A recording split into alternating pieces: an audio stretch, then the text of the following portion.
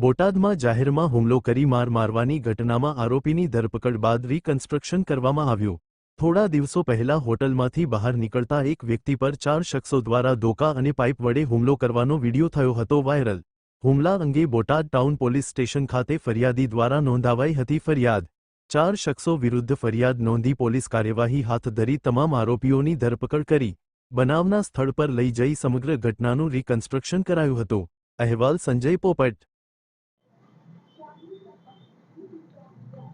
Botad town police station ખાતે જે ગુનો દાખલ થયેલ તે ગુનામાં ફરિયાદી દ્વારા તેમના ઉપર આ કામના અજાણ્યા જે 4 ઈસમો છે તેમના દ્વારા પ્રાણઘાતક હુમલો કરવામાં આવેલ હતો તેવી હકીકત આપવામાં આવી હતી।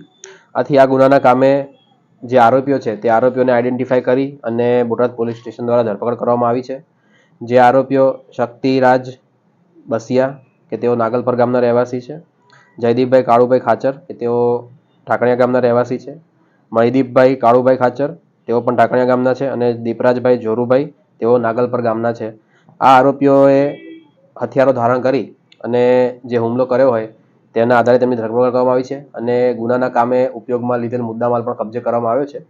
આ બનાવ કઈ રીતે અંજામ આપવામાં આવ્યો છે તે આધારે તેમને બનાવ સ્થળે લઈ જઈ અને પોલીસ દ્વારા તે બનાવનું રીકન્સ્ટ્રક્શન કરવામાં આવ્યું છે। આથી પુરાવા મેળવવાની જે પ્રક્રિયા છે તે વધુ યોગ્ય રીતે સાંકળી શકાય।